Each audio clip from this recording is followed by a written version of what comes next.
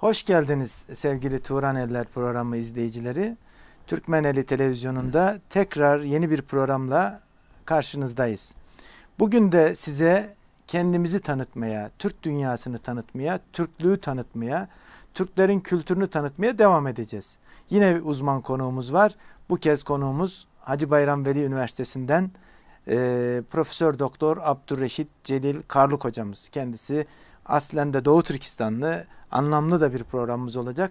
Kendisi bize alanı da itibariyle sosyoloji alanında ve aynı zamanda uluslararası ilişkiler alanında çalışmalarını yaptığı için bize Türklüğün, Türk milletinden olmanın ne demek olduğunu, tarihsel süreç içerisinde nasıl bir anlam değişikliğine uğradığını veya uğrayıp uğramadığını bize burada güzelce tartışacak. Kendisine hoş geldin diyoruz. Hoş geldiniz hocam. Hoş bulduk. Teşekkürler.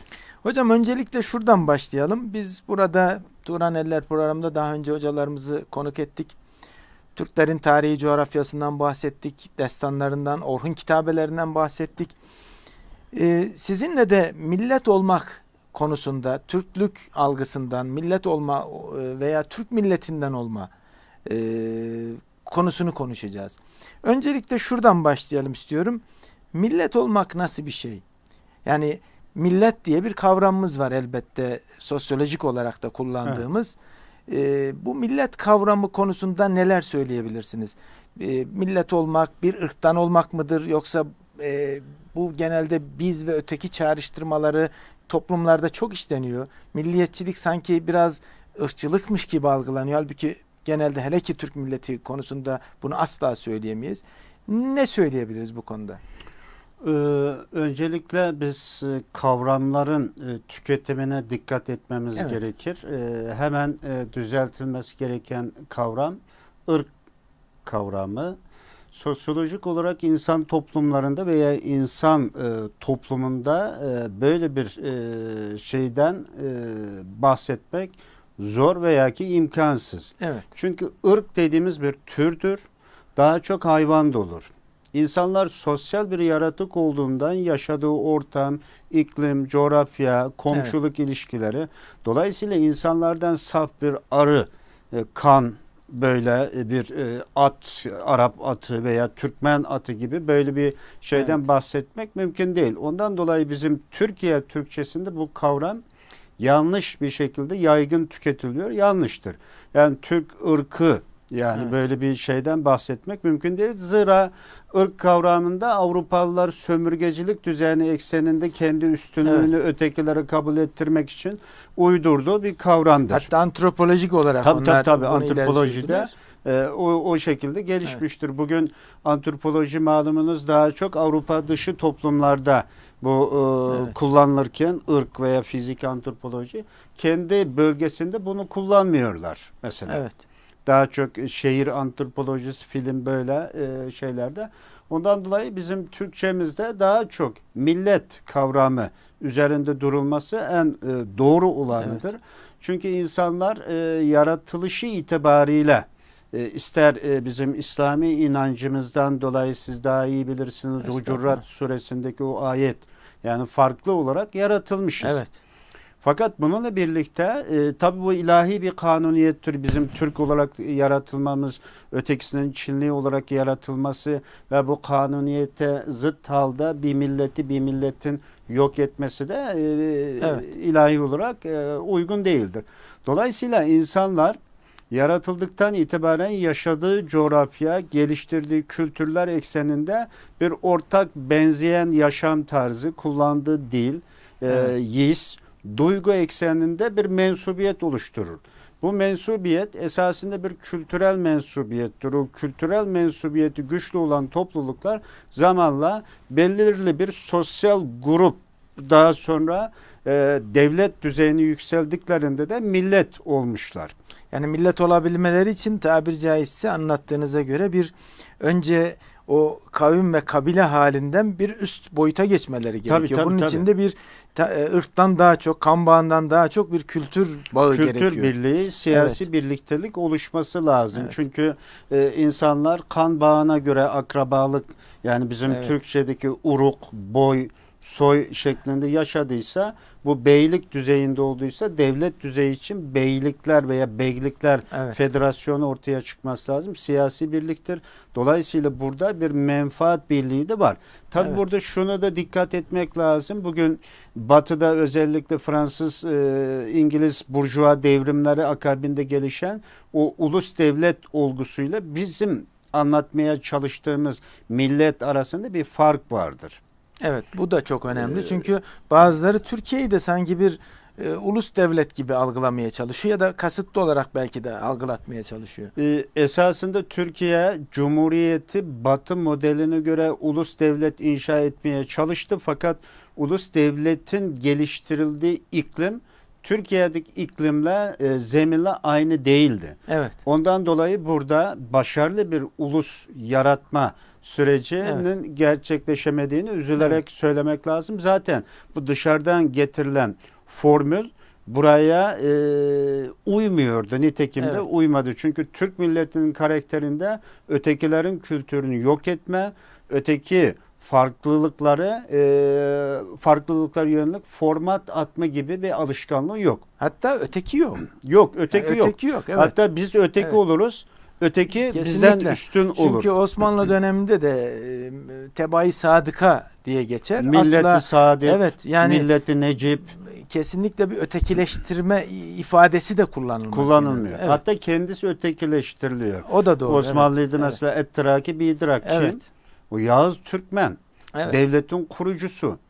Dolayısıyla burada batıdaki o ulus devlette kurucu unsur biz olurken oradaki farklı gruplar, etnik grup, etnisite, dini azınlıklar ötekileştiriliyor ve onlar format atılması lazım. Bugün Batı'da bunu güzel bir şekilde entegrasyon diyor. Evet.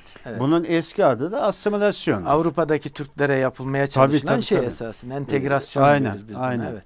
Ondan geriye döndüğümüzde bizim medeniyetimizde veya Türk medeniyeti dediğimiz bu uygarlık tarihimizde bizim millet anlayışımız, buradaki eski Budun veya İslamiyet'ten sonraki millet anlayışı Avrupa'daki bu nation, ulus anlayışından farklıdır. Kesinlikle. Ondan dolayı bizim Türkiye'deki aydınlarda hala bu kavramları idrak edemediği için Türklerin milliyetçiliğini nationalist olarak İngilizceye tercüme eder, yanlıştır. Evet, bu çok önemli. Orada Türklerin milliyetçiliği ötekileştirip yok etmek değil, yaşatmak üzerine. Demin bahsettiğiniz kültür milliyetçiliği. Aynen. Evet. Esasen Türkler kültür milliyetçiliğinde batıdaki gibi mesela Almanlar kültür milliyetçiliği yapar, bizimkiler öyle yapamaz. Tabii ki. Bizi gelen göçmenlerin dilini biz öğreniriz. Onlar öğrenmese de biz o kadar da yani nahoş olmayız. Biz de biraz önce özellikle söylediniz. O çok önemli. Onu açmanızı isteyeceğim. Yani biz kavramı bu biraz daha o kültür milliyetçiliğinin olduğu Avrupa ülkelerinde olsun, başka yerlerde olsun. Daha çok, yani Ruslarda da aynısı var. Daha çok kendindenleştirme çabası taşırken tabii. Bizde beraberce bir dönüşüm var. Beraberce bir dönüşüm. Öyle değil mi hocam? Evet. Aynen. Evet. Şimdi biz bugün dünyadaki büyük milletlere baktığımızda bugünkü bu kapitalist düzeni belirleyen ve önde giden milletler mesela Anglo-Saksonlar, Almanlar, Ruslar, Çinlilere baktığımızda bunların tamamında hele Alman ve Çinlilerde kültürel özcülük var. O kültürü ekseninde öteki kültürleri tamamen format atma veya dönüştürme. Mesela Çinlilerde bu çok radikal bir şekilde karşı tarafa format atarken, iz bırakmazken Almanlar daha humanist olduğu söylenebilir. Evet. Dolayısıyla bizim en az belki 3000 yıllık yazılı medeniyet tarihimizi baktığımızda biz şunu görüyoruz. Bizdeki kültürel gelişme süreci veya mensubiyetimiz bizimle beraber yaşayanlarla birlikte onları incitmeden zaman zaman da kendimiz incinsek de onlarla birlikte evrilip bugüne ulaşma. Kesinlikle, yani bugün bizim Selçuklu'dan itibaren İslamiyet'ten sonraki süreci bakacak olursak bu İslamiyet'ten sonra geliştirdiği çeşitli düzenler var. Fetihle topraklarına kattığı milletleri onurlandırmak ve ödüllendirmek için idarede ve değişik makamlarda bunlara yer veriliyor, dışlanmıyor. Bakıyorsunuz bugünkü Azerbaycan toprağı veya İran denilen o tepede kurulan Selçuklu devletinde sadrazam makamı Faris Nizami Alemi paylaşıyor orada. Burada birlikte evrimi, birlikte yaşama. Yani bugün Batı medeniyetinin iddia ettiği o coexist, birlikte yaşama kültürü dediği şeyi bizim Türkler binlerce sene önce kendisi yapmış, gerçekleştirmiş. Hatta alasını yapmış. Kendi içinde bugün bakıyorsunuz Türkistan coğrafyasında çok küçücük bir topluluk olan Tacikler Türklerle birlikte yaşarken kültürünü kaybetmemiş. Evet. Onları yaşatmış. Kafkasya'ya geldiğinizde Altınordu'dan daha sonraki bütün Kırım Hanlıkları, diğer Dağıstan bölgesinde o Kafkas kavimlerini yaşatmış. Hatta Çeçenlerden Çerkes. Size yardımcı olacak bir anekdot. Meşhur biliyorsunuz Rus tarihçi Bartolt. Evet. Çok enteresan bir şey söylüyor. Diyor ki biliyorsunuz bizim Rusları yönettiğimiz Tatar boyunduruğu diye onların adlandırdığı 300 yıllık yaklaşık 250 yıllık bir süreç var. Evet. Altınordu döneminde. Bu sürece Ruslar işte kendilerinin Avrupa kültüründen uzaklaştırıldığını, kimliklerinin tabiri caizse yok edildiği gibi iddialarda bulunurlar bazı Rus tarihçiler. Evet. Biraz daha bunlar ırkçı diyebileceğimiz tarihçiler. Evet. Bartolt ise bunun tam aksini söyler. Der ki hayır, bilakis Rus kimliğinin, Rus dini inancının kazanıldığı dönem tam bu dönemdir der. Evet. Bu da aslında bizzat bir Rus tarihçinin ağzından Türklerin yönetiminde 250 yıl kalan Rusların gerçek kimliğini, hatta birliğini, millet olma, Rus milletinden olma şuurunu inancıyla birlikte kazandığını gösteriyor. Evet. İşte bugün biz Ortodoks veya Batı merkezli tarih anlayışından kendimiz merkezli, mesela Türk merkezli bir tarih anlayışı şekillendirebilirsek bu hadiseleri, bu olguları daha iyi bir şekilde dünyaya sunabiliriz. Çünkü bugün Türklerin tarih sahnesinden çekildiği 19. yüzyıldan itibaren bakıyorsunuz Türklerin hoşgörüsüyle ufacık milletler yüzyıllarca şöyle ki Balkanlarda Ulak, Torbeş dediğimiz küçücük sayıları 10 binlerce belki ve bizim Türk Gölü'nün içinde bir Ermeni milleti kendini koruyup 19. yüzyıla kadar getirebilmiş. Yani bu nasıl oldu? Evet. Mesela bu Türklerin kuşatması Müslümanların içinde bir gayrimüslim kitle nasıl yaşayabilir? Hatta buna tam da güncel bir konu var biliyorsunuz. Amerikan Kongresi'nden çıkan bir karar var. Ben genelde öğrencilerime de bunu söylüyorum. Diyorum ki eğer biz Ermenileri 1915'e gerek yoktu. Yani. Ondan önce çoktan eritmiştik zaten, eğer eritmeyi dileseydik. Hiç gerek yoktu. Dolayısıyla Türklerin gerçekten de böyle bir niyeti asla tarih boyu olmadı. 1915'teki olay da böyle bir olay değildi. Ama tabii biz bunu dediğiniz gibi biraz da Avrupa merkezci tarih anlayışından kurtulup kendimizi daha iyi anlatmamız gerekiyor herhalde. Orada da şu önemli, sosyal bilimlerde yerel üretim. Evet. Yani biz kendi kavramlarımızı, söylemlerimizi geliştirebilmek için özümüzü biraz dönmemiz lazım. Yani bugün bizim Türkiye'de Tanzimat'tan sonra gelişen bir garipçilik zihniyeti esasında modernleşme dediğimiz şeyi tam manasıyla idrak edip çağdaşlaşmadan garplilaşma. Evet. Orada biz kökümüzden uzaklaşma. Bu da bizim aydınımızda şöyle bir durumda Erol Güngör rahmetli çok güzel bir tabir kullanıyor. Evet. Aşağılık kompleksi diyor. Türk münevverindeki aşağılık kompleksi. Evet.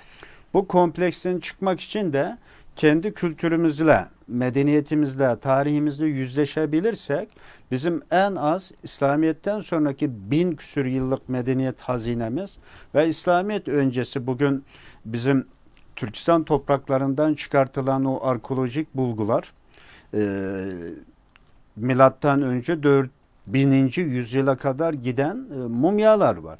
Buralardan birlikte bizim Türkistan bilim geleneğini bugüne bağdaştırabilirsek bir kültürel özgüven oluşur ve bu kültürel özgüvenle hem doğuyu hem batıyı iyi analiz ederek belki biz kendimiz daha dünyanın barışını katkı sağlayabilecek söylemler geliştirebiliriz. Evet.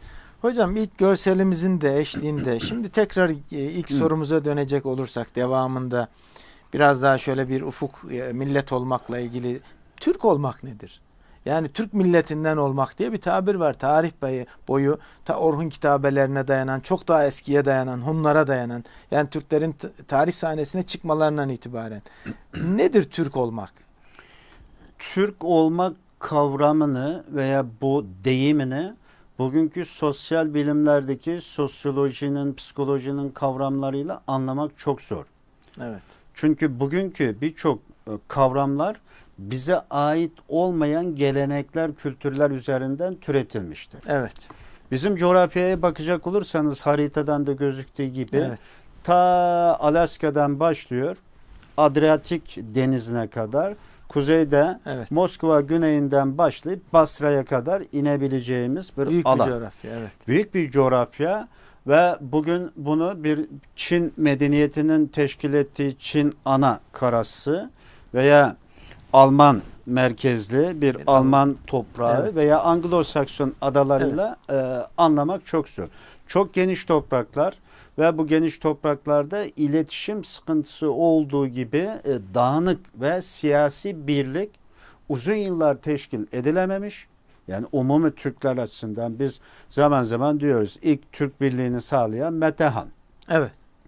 Ondan sonra diyoruz Köktürk Devleti diyoruz. Köktürk Devleti de esasında bütün Türkleri tek bayrak altında toplayamamıştı. Tabii ki çok geniş bir coğrafya. Tabii mutlak çoğunluğunu. Evet. Tabii ondan sonraki sürece baktığımızda İslamiyet'le birlikte daha bölünmüşlük. Karahanlı, bir tarafı Samani ve Selçuklu, daha sonra Gazneliler. Anadolu, Gazneli güneyde tabii. Aşağıda Memlükler. Memlükler gidiyor bizimki. O sosyal örgütlenme tarzımız o bugünkü diğer milletlere benzemiyor bizimki. Evet. Ondan dolayı bize özgü bir coğrafya var. Bizim Türklüğümüz yani bir Çinlilik gibi, bir Rusluluk gibi açıklanamaz. Dolayısıyla biz çok geniş coğrafyada ama birleşmek için o kadar hasret içinde yaşayan, yani birleşmeyi istemeyen bir Türk boyu veya Türk sıradan bir vatandaşı yok. Ama bizim coğrafi şartlarımız, etkilendiğimiz farklı medeniyetler, etkileşimde bulunduğumuz o komşular buna pek müsaade etmemiş. Emir Timur Hazretleri döneminde bir birlik gerçekleştirilmeye çalışılmış. Nispi ölçüde gerçekleşmiş fakat uzun sürmemiş. Dolayısıyla bizim Türklük dediğimizde bizim aynı kültürü, aynı hissi taşıyan, kimisi Budist, kimisi Şamani veya kök tanrı inancında, kimisi Müslüman, Hristiyan, farklı inançlarımız var. Aynı dilin farklı lehçelerini konuşan, kardeşlik bağını özleyen, bir birlik için rüyası olan bir insan topluluğu. Biz şimdi milletiz, hakikaten bir milletiz. Çünkü Ziya Gökalp şöyle diyor ki millet için ortak dil, düşünce ve histir diyor. Evet. Bütün Türkler, ben Budist Türkleri gördüm, Hristiyan, Müslüman, ateist hepsini gördüm. Hepsinde bir Türklük hissi var. Evet. Bir gün Turan gerçekleşecek diyor. Bir gün Kökbörü bayrağı etrafında Tanrı Dağı'nda veya bir yerde birleşeceğiz diyor. Bir gayemiz var. Tabi burada bizim Türklerin tabi Bilgi Kağan'dan biri bu bayağı bir üzüldüğü, zaman zaman da şikayet ettiği bir durumumuz var. Bizim sorunumuz avam da değil, aydın veya okumuş devletin yönetici veya bu aydın ulema diyebileceğimiz, kesimde, ulema diyebileceğimiz o kesimde sıkıntılar çok. Ondan dolayı biz bugün bizimle komşu olan kuzeydeki Ruslar, güneydeki, doğudaki Çinliler, güneydeki İranlılar veya batıdaki bu Hristiyanlar kadar siyasi birliği gerçekleştiremedik. Bunun temelinde de tabii bizim din değiştirmeler, farklı kulvarlarda bizim koşturmalar, tabii bizim İslamiyet sonrasındaki o nizami alem ülküsü ekseninde sürekli batıya gitme, doğuyu göz ardı etme gibi bu tarz. Ama yine de bu bahsettiğiniz zannediyorum bundan sonraki görselimizde de olacak. Millet olmanın yanında bir işte biraz önce nizam-ı alem ülküsü dediniz. Evet. Zaten millet olmanın gerekliliği de bir çeşit bu değil mi? Bir ülküsü olması gerekmiyor mu? Aynen.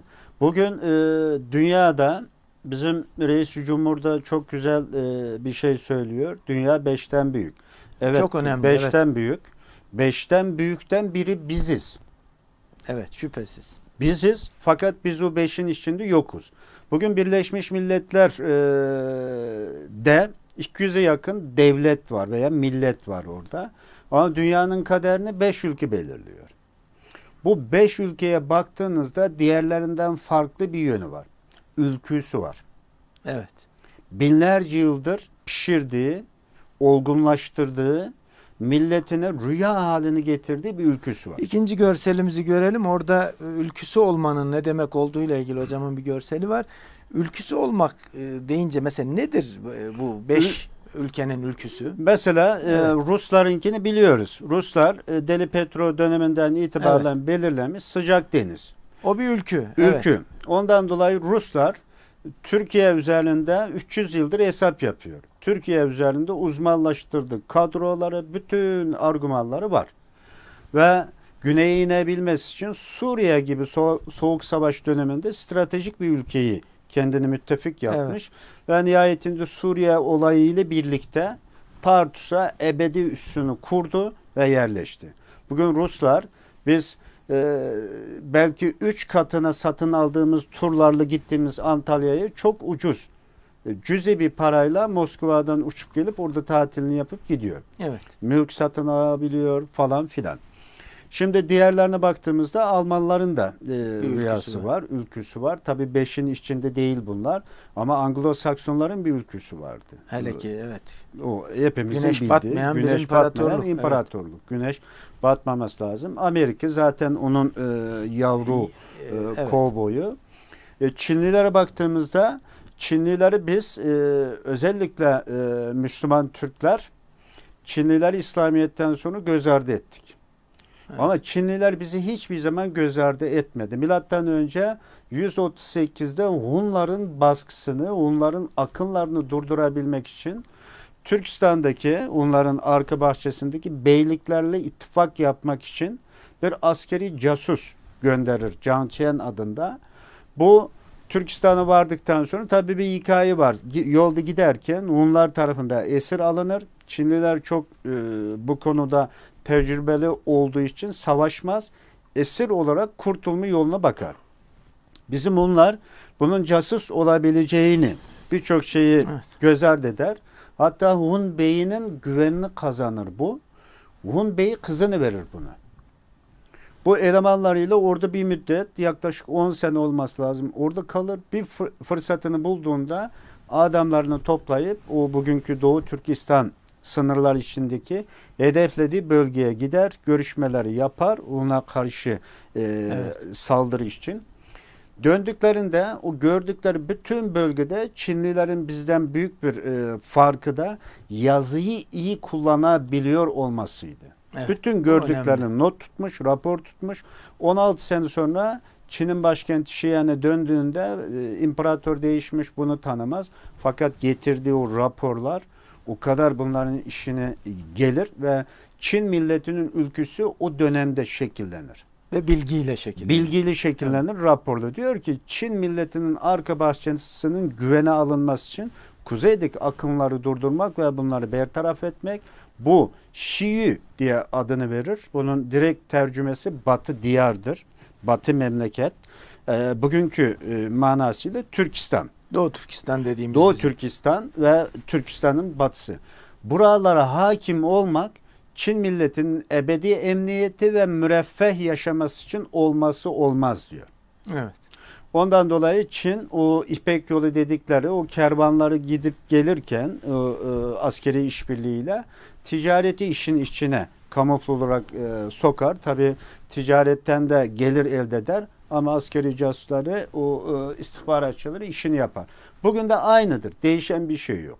Evet. Çin milleti bu ülküsünden dolayı o 1878'de Çin işgale maruz kalırken Kaşgar Devleti'ni yıkmak için öteki tarafı bırakıp yüz binlerce kişilik orduyu Osmanlı'nın tebaası olan, Osmanlı parçası olan Kaşgar Devleti'ne yıkmak için geldiler ve aldılar. Ruslar, İngilizlerin yardımıyla. 1878'de Doğu Türkistan'a o Şincan adını verirken bir sonraki bölge olarak Batı Türkistan'ı hedeflediler. Ve bu da Soğuk Savaş'tan sonra Rusların, Sovyet'in dağılmasıyla birlikte 1996'da Şanghay İşbirliği Örgütü'nü kurdu. Burada insanlar şunu dikkat etmiyor. Bölgesel, uluslararası örgütte bir ülkenin coğrafi adı kullanılmaz. Evet. Neden? Şanghay İşbirliği Örgütü. Şanghay Çin'in en önemli bir şehri. Evet.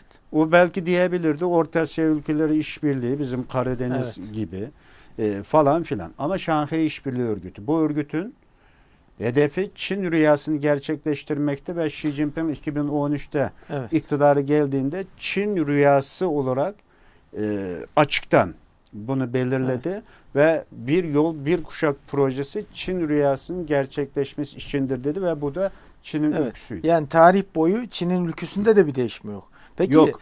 Çin'le ta o Hunlar döneminde veya biz biliyoruz ki işte birazdan bir görselimiz daha gelecek.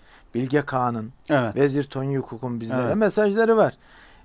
İşte Çin milletinin sözü tatlı, ipek kumaş, yumuşak imiş diye başlayan bir uyarısı var. Evet. Bizim de bir ülkümüz elbette var o dönemde. Vardı. Öyle değil mi hocam? Vardı.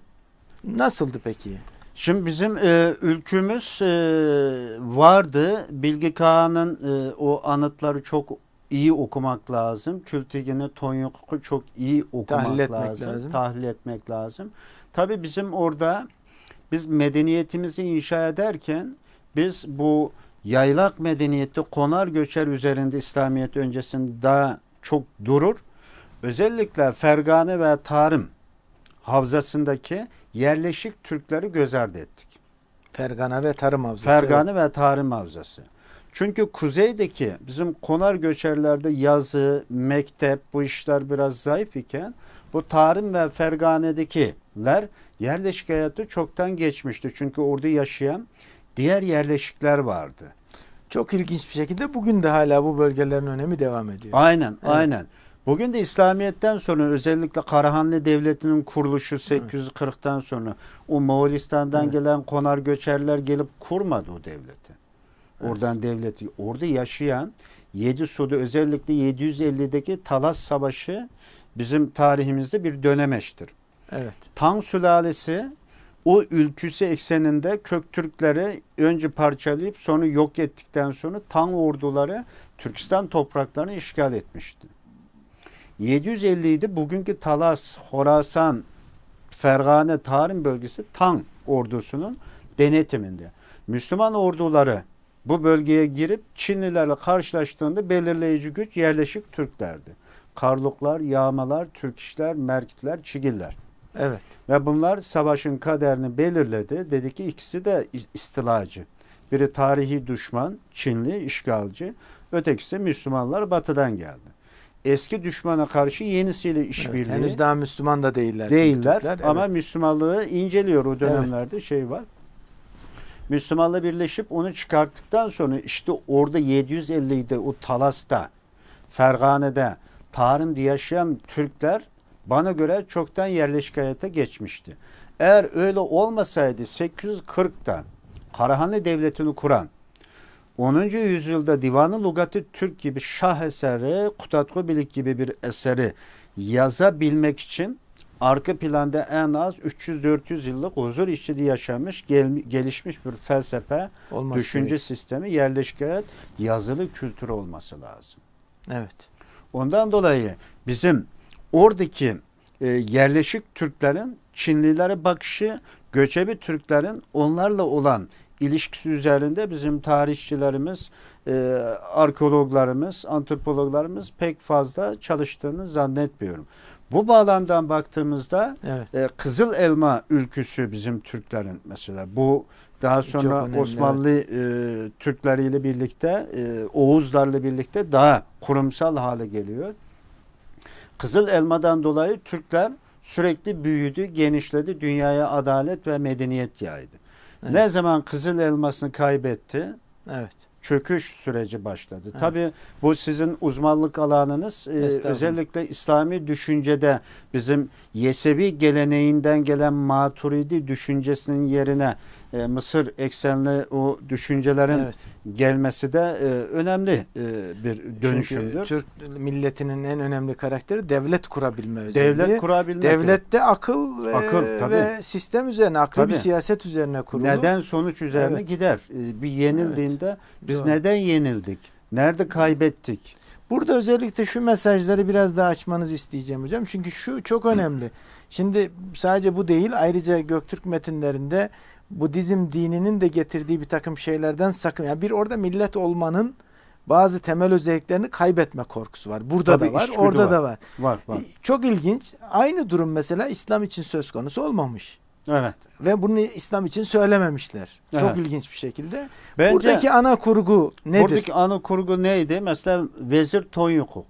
Evet. Tonyukuk tehdidi yerinde görmüş, bilen adamdı. Çin'de doğmuştu. Çinceyi çok iyi biliyordu. Çinlileri çok iyi analiz edebiliyordu. Evet. Ondan dolayı eğer yerleşik hayatta, çünkü Budizm o zamanlarda Çin'in belli bölgesinde yaygındı. Evet. Manihaizmi de dahi yanaşmıyor, sıcak bakmıyor. O zaman diyor ki Tonyukuk, eğer biz yerleşik hayat, Budizm bunları kabul edersek Çin'le aramızdaki fark kalmaz. Kalmaz. Çin'in çok güçlü bu yerleşik kültürü var. Budizm o dönemde çok gelişmişti Çin'de. Gelişmiş, evet. Dolayısıyla bunu direnebilecek bizde fikri, kültürel bağışıklık yok. Yok. Ondan dolayı o karşı çıkar. Ondan dolayı biz farkımızı koruyalım. Şeyde de diyor, burada dikkat edersiniz, tatlı sözüne yumuşak ipek kumaşına aldanıp çok Türk milleti öldün. Evet. Türk milleti öleceksin. Güneydi Çogay Ormanı'na Tögültün Ovası'nı konayım dersen, ki burası Çin'e yakın bölgelerdir. Evet. Öleceksin. Ve ovadan, ormandan bahsediyor. Aynen. Yerleşik O bir güneyde yerleşik Evet. hayattan. Sen ötekende dur diyor. Elçi gönder, ticaret yap. Gidip orada konma, yerleşme diyor. Evet. Yerleştiği anda Çin kültürünün öyle bir medeniyetinin etkin tarafı var. Kendinden olmayanları önce bütün hediyeler, her şeyi verir. Yeter ki yanaş, yaklaş. Orada da diyor, tatlı önemli, sözü, evet. tatlı sözle, yani Çin milletinin sözü tatlı, ipek kumaşı yumuşak imiş. Tatlı sözle yumuşak ipek kumaşla aldatıp uzak milleti öylece yaklaştırırmış. Evet. Yaklaştırıp konduktan sonra kötü şeyleri o zaman düşünür imiş. Evet. İyi, bilgili insanı, iyi, cesur insanı yürütmez imiş. Bir insan yanılsa kabilesine, milletine, akrabasına kadar barındırmaz Yani imiş. burada aslında mankutlaştırır demek istiyor tabii. Tabii. Evet. Bugün Doğu Türkistan'da milyonlarca insanı neden kamp alıyor? Neden? Kendi sisteminde Aynısı. yetişmiş, bürokrat olmuş, rektör olmuş insanları neden kamp alıyor? Çünkü diyor, iyi bilgili insanı, Evet. cesur insanı. Bunları yaşatmaz, barındırmaz. Evet. Dolayısıyla Çin milletinin tehdit algısı daima canlıdır. Evet. Daima canlıdır. O ülküyü koruyor. Ülküyü Kendi koruyor, kafasındaki hassasiyet. öteki algısını yaşatıyor. Yaşatıyor. Ve ötekini kendinden yapmadığı müddetçe de rahat edemiyor. Rahat edemiyor. Evet. Ondan dolayı tehdidi bertaraf etmesi lazım. Tehdidi bertaraf etmenin tek bir yolu vardır. Ya onu sevdirecek, kendinden edecek, ya da öldürecek. Üçüncü yol yok. Evet.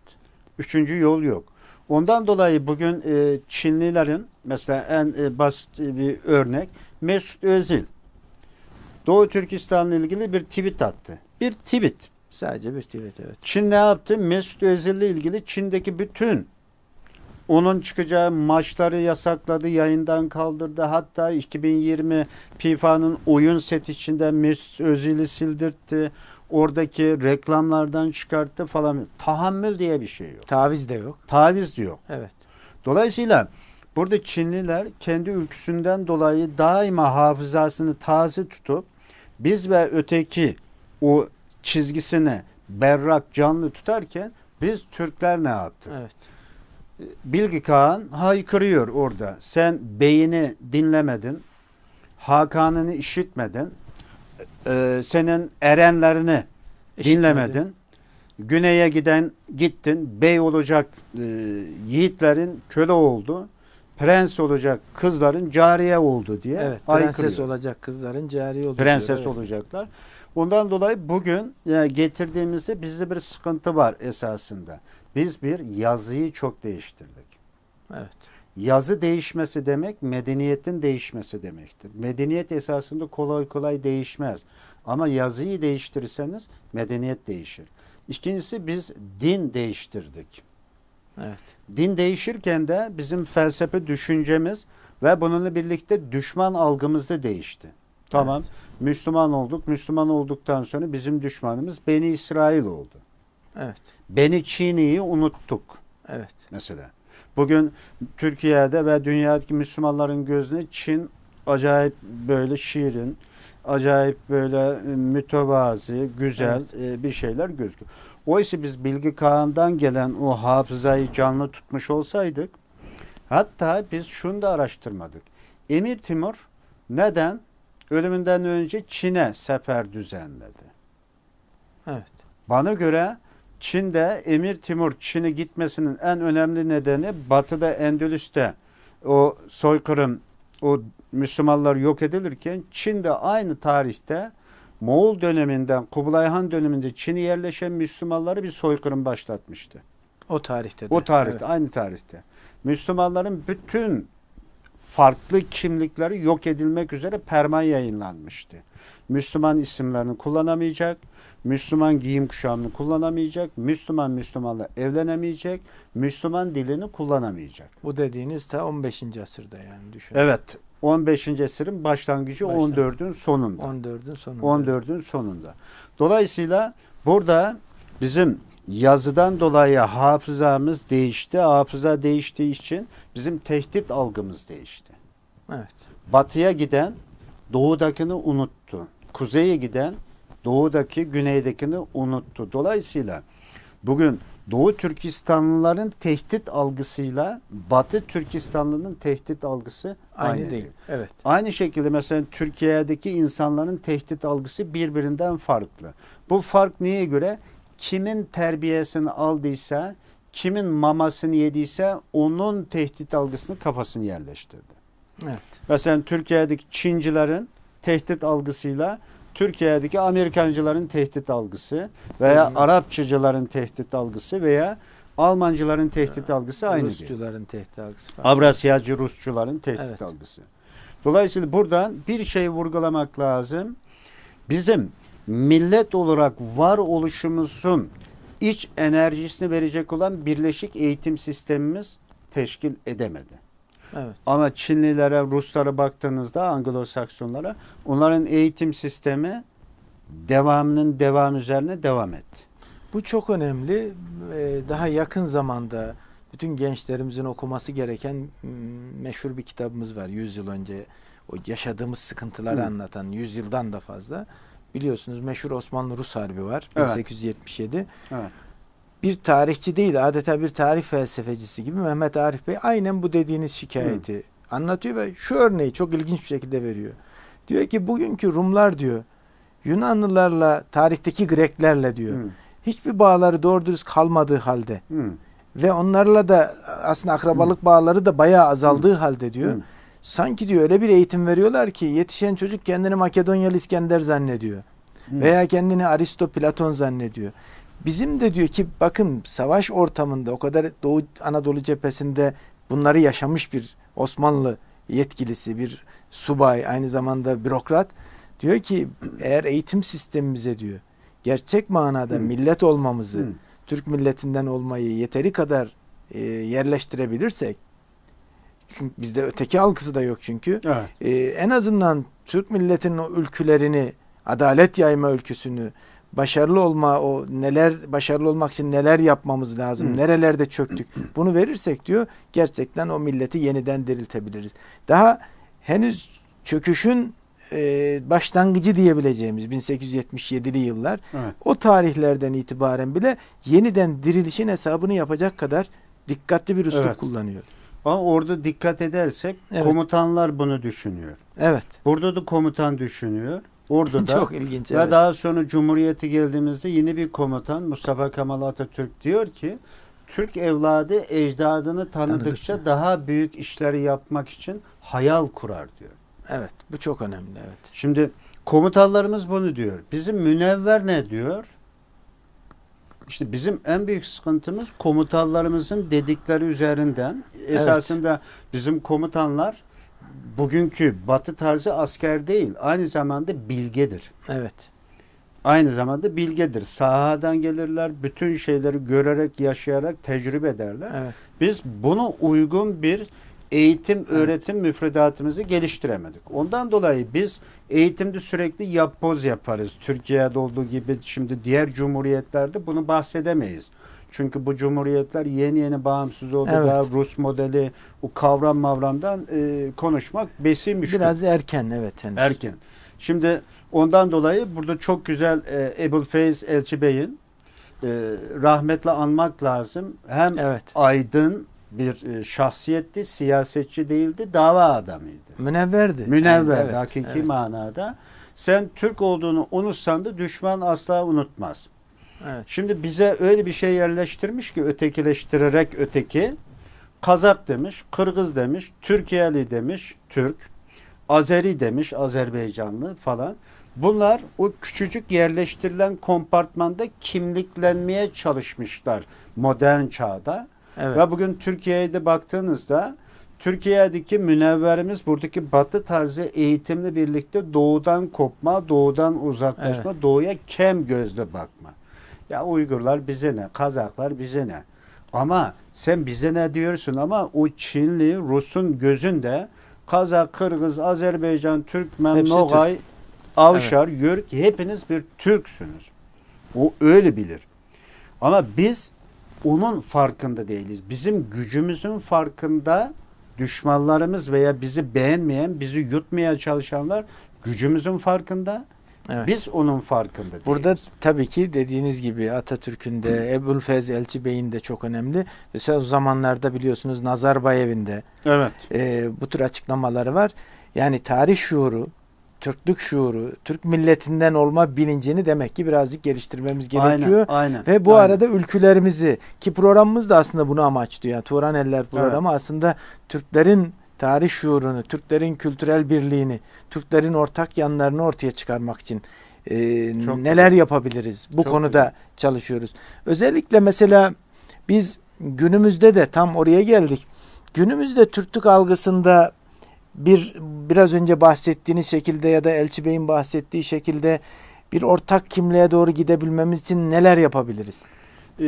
Şimdi esasında Türkiye'de değil, dünyada şu an biz ortak kimlik inşa etmek için tarihin hiçbir çağında nasip olmamış bir fırsatlar var. Ben de aynı şeyi düşünüyorum. Bir, iletişim. Evet, bu hızlı iletişimi biz icat etmedik ama ötekileri icat etti ve bizim işimizi geliyor. Bugün Savaşçı dizisi ismini verdim veya X dizi. Türkiye'de oynandığında bunu ta Sibirya'daki siz herhangi ulaşımla belki uçakla 2 günde ulaşacaksınız. Arabayla belki haftalarda. Bugün anlık iletişimle oraya verebiliyoruz. Hatta İnternetin oralarda sağladığı. dilin ortak Türkçenin gelişmesine katkıda bulunuyor. Evet. Bugün İstanbul Türkçesi Türkiye Cumhuriyeti'nin dış politikasında böyle bir misyonu olmadığı halde Kültür Bakanlığı'nın böyle bir gayesi olmadığı halde Türkler coğrafyasında yayılıyor. Evet. Ben Avrupa'ya birçok ülkeye gittim. Doğu Türkistanlar, Türkiye'yi hiç görmemiş olanlar Türkiye Türkçesinden bir sürü kelimeleri kendi lehçesini yerleştirerek zenginleştirdiğini gördüm.